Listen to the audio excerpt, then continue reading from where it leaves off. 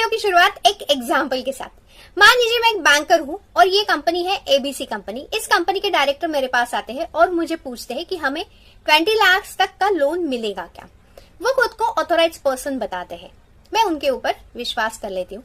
लेकिन इस कंपनी के आर्टिकल्स ऑफ एसोसिएशन में एक रूल मेंशन किया है कि without passing any resolution the director of the company should not borrow money. और ये जो जनाब है, ये प्रोसीजर फॉलो किए बिना ही मेरे पास लोन के लिए अप्लाई करने आए हैं। तो क्या यहाँ पर एज अ बैंकर मुझे प्रोटेक्शन मिलेगा? यही से शुरू होता है हमारा आज का topic, that is doctrine of indoor management. It is very important topic of the company law. The main purpose of this doctrine is to protect outsiders who are acting in good faith.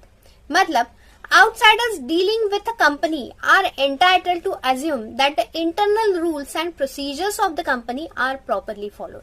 मतलब आप company के साथ कोई transaction करने जाते हो तो आप ये एज्यूम करते हो कि उनके जो इंटरनल रूल्स एंड प्रोसीजर्स है वो प्रॉपरली फॉलो हो चुके हैं या हो रहे हैं। In short, outsiders don't need to check the internal working of the company. इसका और एक एग्जाम्पल देखते हैं। आप किसी रेस्टोरेंट में गए हो और आपने फूड ऑर्डर किया है, तो वहां पर आप एक्सपेक्ट क्या करोगे कि मुझे अच्छा खाना मिलना चाहिए। आप किचन में जाके ये नहीं देखोगे कि कौन शेफ है, उसे आज परमिशन है या नहीं है। तो आपका एक्सपेक्टेशन क्या है? सिर्फ आपको अच्छा खाना चाहिए। वैसे ही डॉक्ट्रिन ऑफ इंडोर मैनेजमेंट है। इसका एक फेमस केस लॉ है, that is Royal British Bank versus Turquand. लेकिन इसके कोई एक्सेप्शंस भी है। मतलब कई बार ऐसे सिचुएशंस रहते हैं कि वहां पर इस डॉक्ट्रिन का प्रोटेक्शन आप क्लेम नहीं कर सकते हो। तो ये कौन से सिचुएशंस है? पहला सिचुएशन है when outsider had knowledge of irregularity.